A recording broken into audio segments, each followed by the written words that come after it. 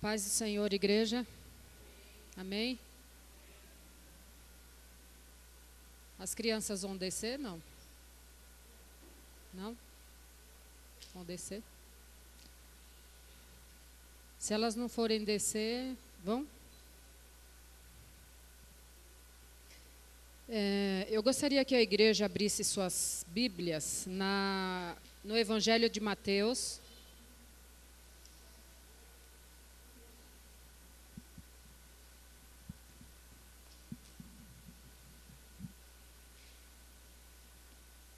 No capítulo 9, versículo 9.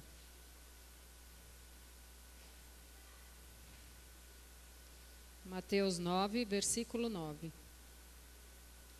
Todos abriram? Amém. Para que a gente entenda o que o Senhor quer nessa noite, eu vou só dar uma passada aqui para vocês entenderem a palavra. O que diz sobre, o que o diz sobre publicano e sobre fariseu.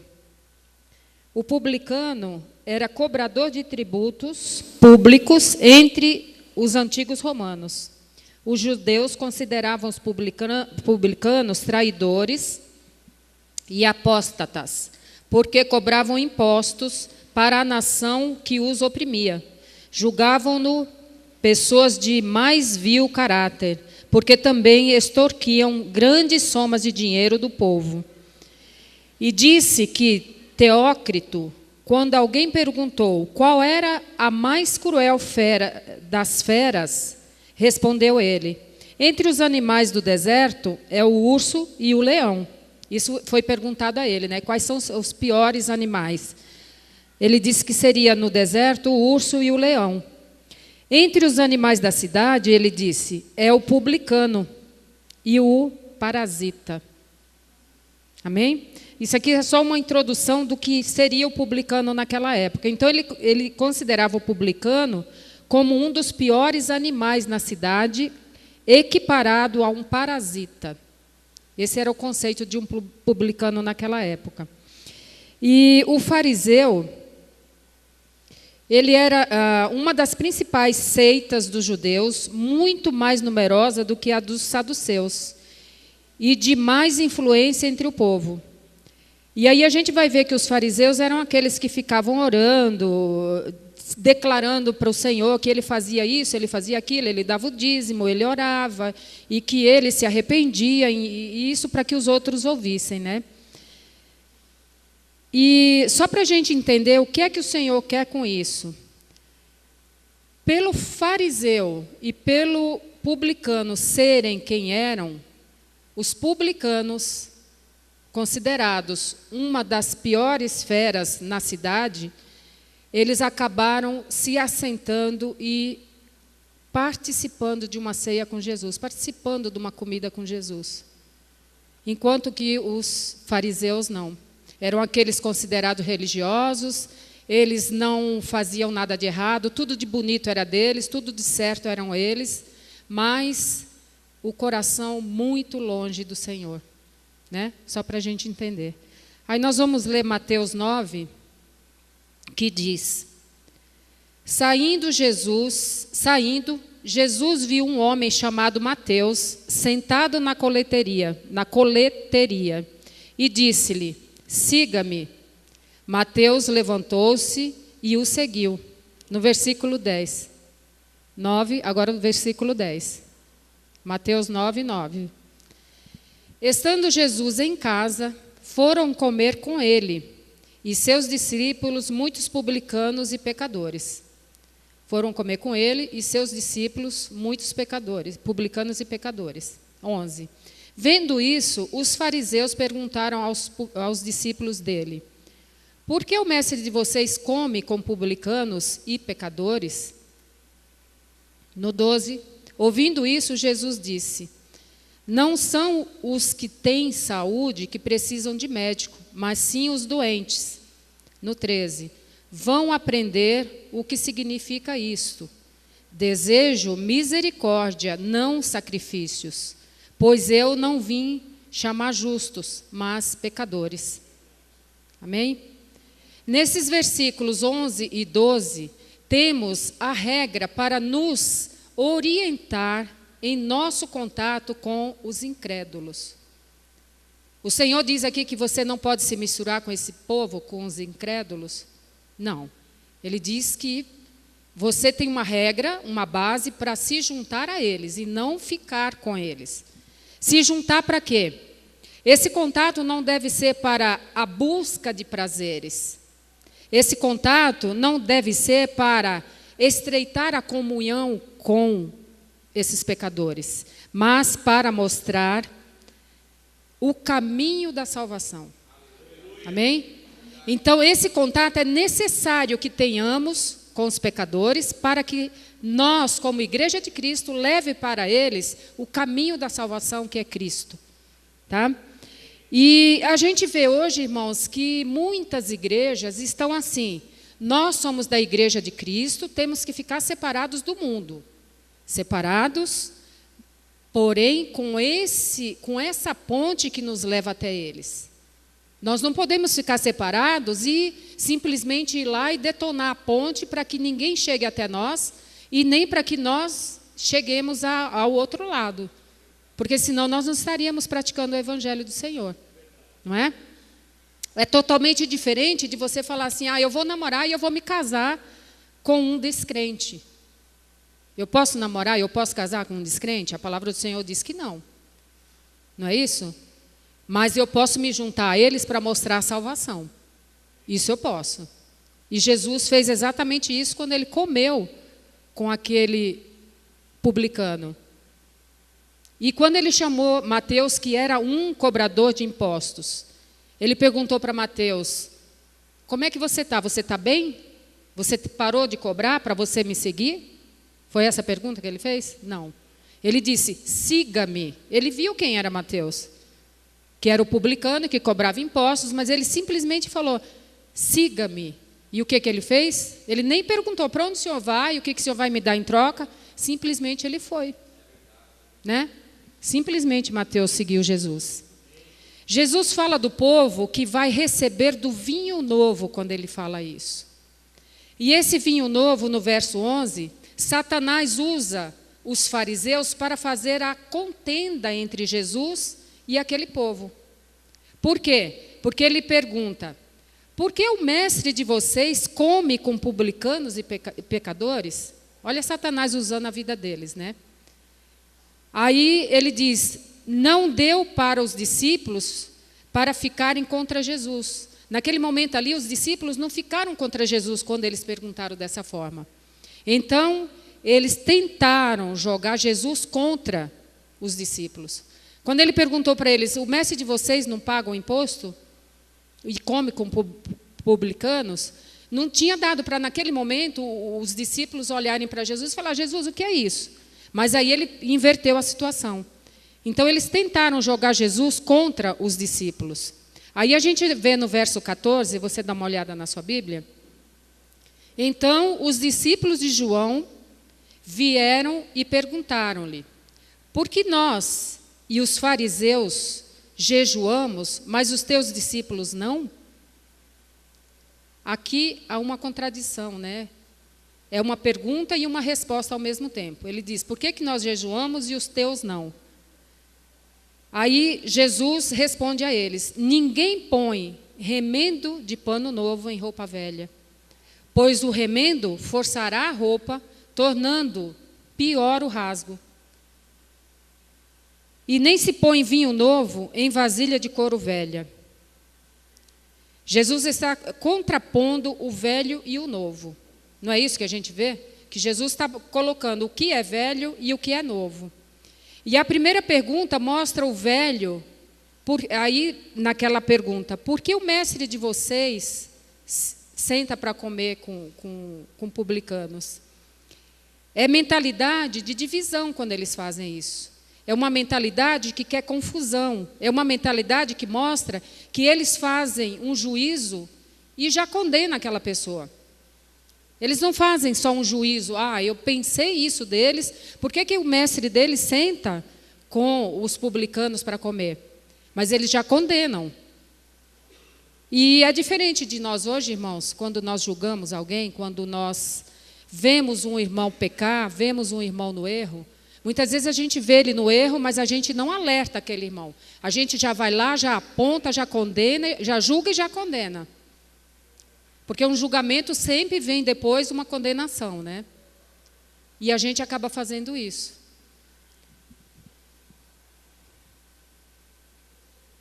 Para aquele povo, os publicanos eram sujos, tinham de ser desprezados e tinham que ser rejeitados, né? Os publicanos.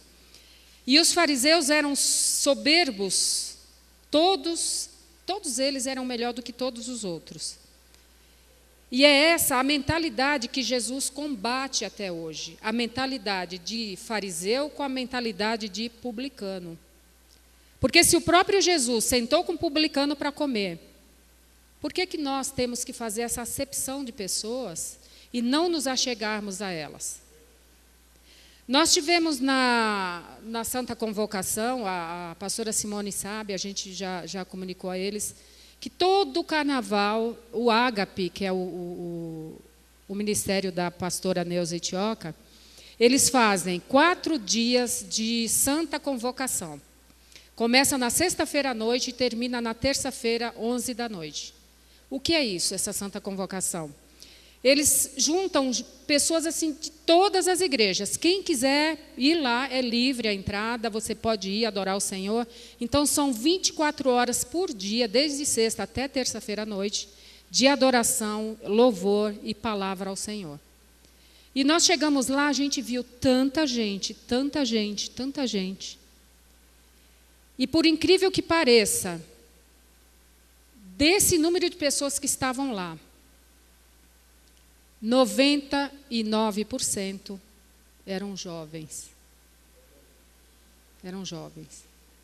Aí a gente pergunta, e cadê os velhos?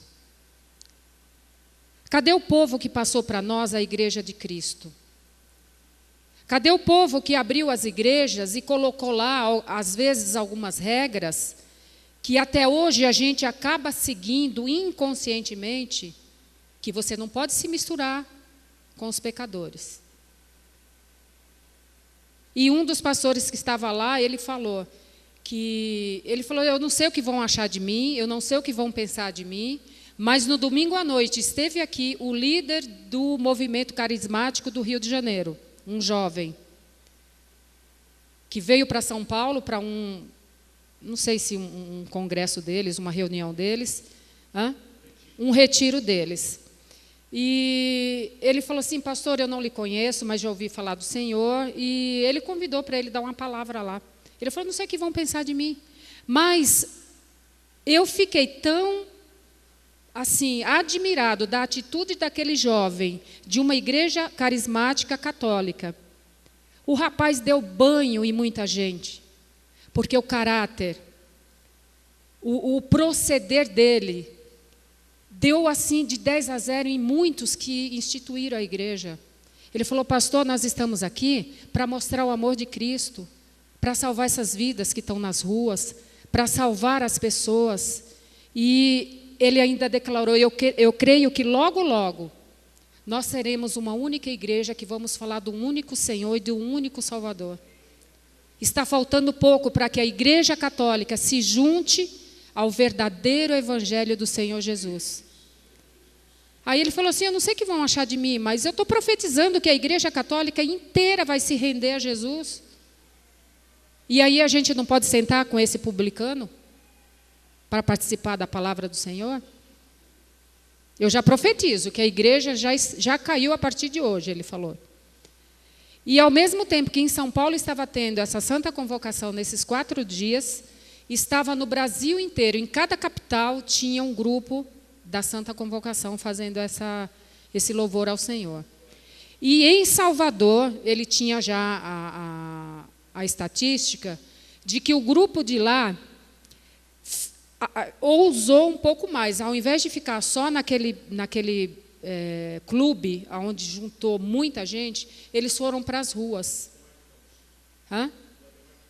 Com o Ademar de Campos. O Ademar de Campos estava liderando o povo lá em Salvador. nessa santa convocação. E o Adhemar de Campos mandou para ele dizendo, apóstolo Davi, aqui em Salvador, isso era na terça-feira já à noite, o povo foi para a rua, os jovens foram para a rua evangelizar, falar de Deus, se misturou a esse povo e nós recebemos aqui 4.000 convertidos. Numa noite. Numa noite não, desses 4 dias de carnaval.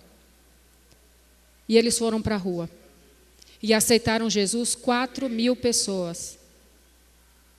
E por que nós não podemos sair da nossa igreja? Aí a gente vê, uma igreja A foi fazer o retiro não sei onde. A igreja B se retirou não sei para onde. A igreja C não sei para onde. E cadê o povo que está na rua esperando esse vinho novo para ser cheio do vinho novo de Deus? Não é? Cadê o povo? Porque o Senhor fala, não vou colocar vinho novo em odre velho. O odre velho já recebeu seu vinho novo lá atrás. Cadê esse povo para ser cheio desse vinho novo, que representa o Espírito Santo de Deus? O que é que nós temos feito para esse odre novo se achegar até o Senhor, para ser cheio? Porque um dia eu fui cheia, você um dia já foi cheio. Mas o vinho novo do Senhor está aí para ser derramado. E cadê as novas vidas? Cadê os novos odres? E esse rapaz que pregou no domingo à noite, uma ousadia para falar do Senhor. Abrindo mão de tudo, abrindo mão de... Ele podia estar viajando para onde ele quisesse, mas ele estava lá, adorando ao Senhor. Ele estava lá acompanhando as outras cidades, como é que estava aquele acontecimento nos dias de carnaval. E cadê os odres novos? E eu estava ali e o Senhor foi me incomodando, cadê os odres novos? Aí o Senhor perguntou para mim, quantos odres você já conseguiu derramar o vinho novo? Eu falei, Deus, isso é profundo, eu não sei. Se o Senhor me perguntasse hoje, se hoje fosse o juízo final, eu acho que eu ia me dar mal. Eu acho. Porque eu ia falar, Senhor, eu acho que nas minhas 2 mãos eu não contaria. Quantos se encheram do vinho novo pela minha vida? Eu não sei se eu usaria minhas 2 mãos. Aí o Senhor mostrou. Olha aí, quantos jovens estão aqui. Quantos jovens foram para as ruas. Só que em São Paulo, ninguém teve essa ousadia de ir para a rua falar do Senhor. Porque ao invés de ter lá 5.000 ostentando aquela riqueza, ostentando aquelas como é que se chama? Aquelas alegorias que custam milhões. Por que não investir isso no reino de Deus? A igreja de Deus é rica, gente. A igreja do Senhor é rica. Não estou dizendo rica só em financeiro. Além do financeiro, a igreja do Senhor tem a verdadeira palavra. Então que a gente venha buscar, em nome de Jesus, o odre, para que ele seja cheio. Se você olhar para você, você já vai se considerar um odre velho. Então renove a você mesmo. Eu tenho que renovar a mim mesma, para eu trazer odre novo para o Senhor. Porque o vinho está aí para ser derramado, o Espírito Santo está aí para encher as pessoas. E quando a gente fala de vinho novo, as pessoas podem falar, mas o que é vinho novo? O vinho novo é o Espírito Santo de Deus, que quer ser derramado em cada um de nós. Amém? Então que nós possamos pegar esses feriados profanos, que nós possamos converter eles em dia do Senhor Jesus. Que a igreja possa falar assim, não, Senhor, eu não vou ficar aqui esperando esse feriado passar, tomando o meu sol na praia, porque eu mereço, né, Deus? Realmente a gente merece.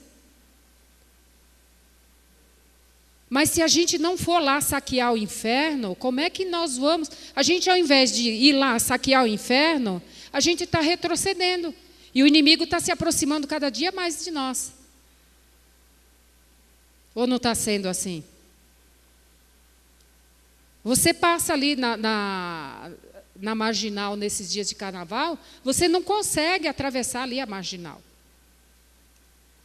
Aí por onde você passa, você vê um que está voltando, o outro sem sapato porque perdeu o sapato, e aí você olha e se conforma com aquilo. Ah, ele estava lá no carnaval, esse daí. E no carnaval mesmo, ninguém ousou chegar perto para falar de Deus. Nenhum de nós. Eu me incluo nisso, nenhum de nós. Nenhum de nós deixou de dormir até tarde, nenhum de nós deixou nossa programação, o que já tínhamos feito antes, para resgatar vidas. E aí, quando a gente fala que essa é a mentalidade que Jesus quer combater. Aí você fala, ai, mas pastor, eu vou lá no carnaval, vou lá no sambódromo. Não é para você ir participar do que está acontecendo lá, mas vá revestido do poder do Senhor Jesus e diga da palavra dele para quem estiver lá. Você foi, mas você não ficou. Você foi, mas não participou.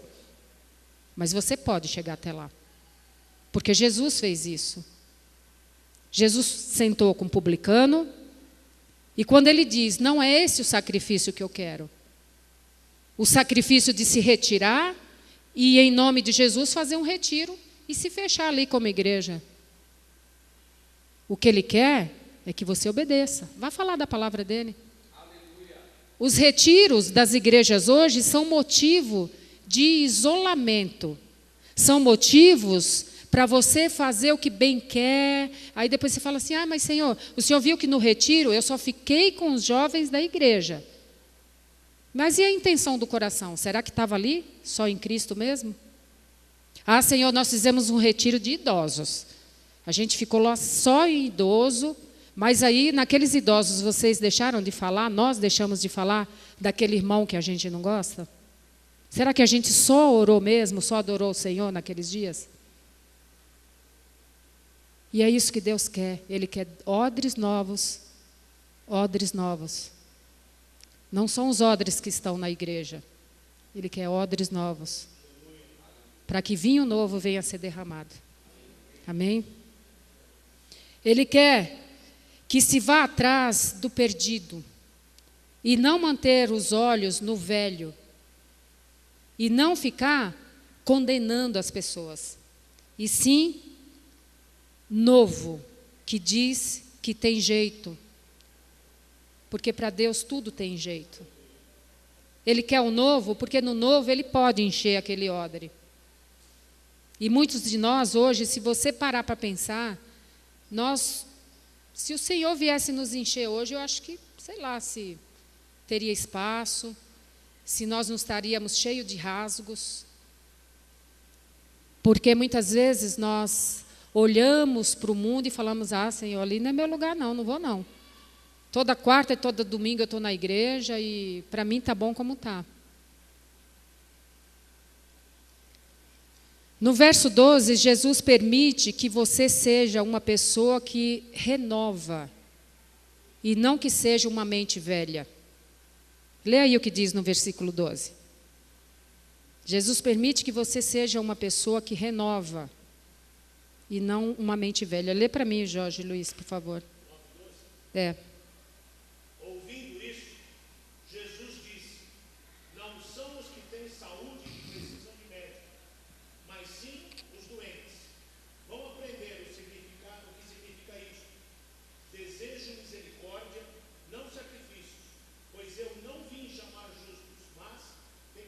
Exatamente.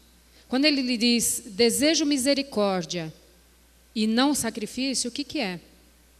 Sacrificar fazendo o retiro é um tipo de sacrifício. Eles entendem que se retirar é fazer um sacrifício por Jesus. Mas Jesus não diz isso.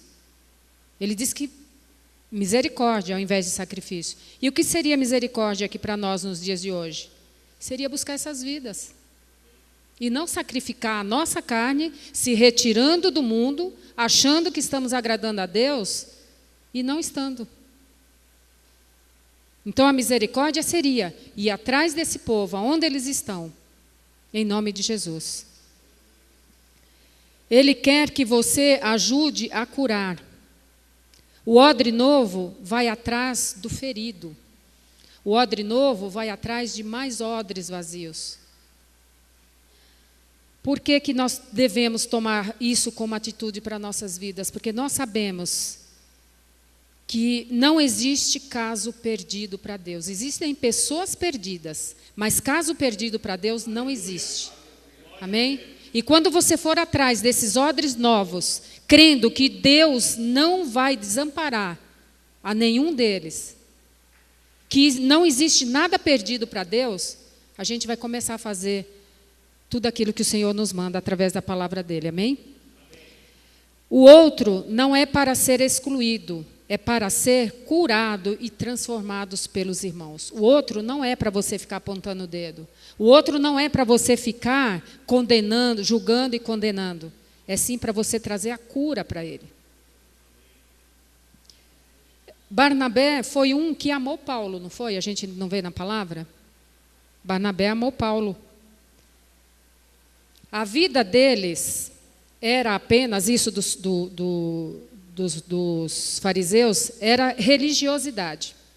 Faziam jejum, viviam pela lei, faziam 1000 coisas, menos o que era correto, né, aos olhos do Senhor. Já Jesus não se importava com o dia de fazer a cura, porque eles consideravam o sábado, eles consideravam um monte de coisas, né, que a lei determinava. Mas Jesus não olhava para isso. O dia de curar não importava que dia que era da semana e não importava o horário, né? Já Jesus não se importava com isso. Jesus mostra que o homem não foi criado para a lei, e sim a lei para o homem, mas simplesmente para guiá-lo. A lei é simplesmente para nos guiar, e não para que nós sigamos a lei lá de olho por olho e dente por dente, né? Jesus foi morto por causa da religiosidade do homem. Vocês sabiam disso? Que além da promessa de Deus, a religiosidade do homem foi tão grande que Jesus foi morto em função dessa religiosidade. E é essa religiosidade que Jesus quer combater nos nossos dias. Amém? Deu para você entender que você pode ir em qualquer lugar de profano, mas não ficar nele? Amém? O religioso mata, joga pedra, exclui o outro, acusa, condena, aponta o dedo. Mas Jesus questiona e traz o novo. Amém? Ele diz que como podem os convidados do noivo ficar de luto enquanto o noivo está com eles? Não é assim que Jesus diz na passagem? Jesus mostra que o vinho novo só vai encher os odres novos. Deus não vai derramar vinho novo nesses que estão com a mente velha. Deus não vai. E sim sobre os que estão em Cristo Jesus. Se você está em Cristo Jesus, andando pela palavra do Senhor, tenha certeza, você vai se encher do vinho novo. Mas se você deixar a tua mente lá no velho homem, na velha forma de pensar, você não vai se encher do vinho novo. E muito menos achar odres novos para serem cheios. Amém? Então esteja em Cristo Jesus. Nós temos de ter fome e sede de Deus, e não de religiosidade. E quando fala de religiosidade, eu sempre lembro da pastora Simone, né, que ela sempre fala que a religiosidade é a pior das coisas. Porque a gente fica engessado, fica automático, fica com a mente cauterizada e você não passa a ver o novo de Deus. Você não vê mais o novo de Deus. Temos que ter fome e sede de Deus. Os discípulos de Jesus, em Atos 2, fizeram o que Jesus mandou. Eles não fizeram? O dia de Pentecostes não aconteceu? Aconteceu, porque eles fizeram exatamente como Jesus mandou. Deus quer encher o nosso coração de amor pelos perdidos. E quando você vê aquele perdido lá na rua, que você vê aquele perdido lá no carnaval, você vê aquele perdido lá no mundo, se enchendo de coisas, que você fala, Deus, o que vai levar essa pessoa a isso? Aí você vai falar da palavra do Senhor, você fala, ai Senhor, eu tenho até vergonha de falar que o Senhor é um Deus simples, diante de tanta suntuosidade que essa pessoa vive, diante de tanta... Mas Jesus fala, vai falar de mim para ele. Vai falar de mim para ele. E, irmãos, eu tive uma surpresa nesses dias que aquela minha irmã apareceu, que eu fiquei olhando, eu falei, meu Deus, me derrubou, me levou assim. Eu fiquei olhando para a vida dela e do esposo dela, quanta simplicidade e quanto poder de Deus na vida dos dois. Falei, meu Deus. E aí você olha para um rico, você fala, não, Deus, eu não vou falar do Senhor para esse rico, não. Por que não? Né? É para todos. É para todos. Deus quer encher o nosso coração de amor pelos perdidos. É tempo de compromisso com a igreja. É tempo de compromisso. Amém? Não venha só para a igreja achando que você, a cada dia que vem aqui, vai se encher da palavra e vai embora. Você tem que se encher da palavra e transbordar lá fora. E transbordar lá fora. Amém? Jesus morreu a nossa morte, para que nós vivamos a vida dele em nós. Ele morreu nossa morte.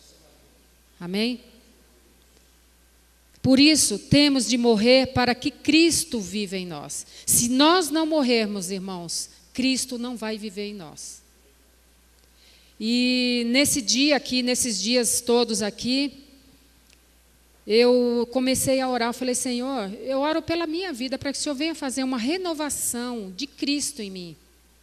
Porque tem horas, irmãos, que eu confesso, eu me pego assim pensando, Jesus, mas acho que hoje não é dia, acho que hoje não é hora, acho que amanhã talvez eu fale, daqui a pouco, amanhã eu oro, aí eu vou dormir e faço uma oração rapidinha, às vezes eu acordo ele porque ele de tão cansado encostou ali e dormiu, Pai, vamos orar, e aí sai uma oração rapidinha, eu falei, Deus, será que se o Senhor fosse me encher hoje com odres novos, com vinho novo, o meu odre seria capaz de suportar o vinho que Deus tem para derramar? Eu acho que hoje, eu não seria capaz. Mas eu pedi ao Senhor, Senhor, me renova. Me renova porque eu quero crer que a tua morte foi a minha morte. Então, se o Senhor já morreu por mim, e eu não faço valer essa morte, eu estou querendo sacrificar Cristo de novo. Eu estou querendo que Ele volte para a cruz. Então eu pedi, Senhor, renova todas as coisas. Me faz nascer de novo. Faz a igreja nascer de novo. Faz a igreja levar a tua palavra como ela tem que ser levada.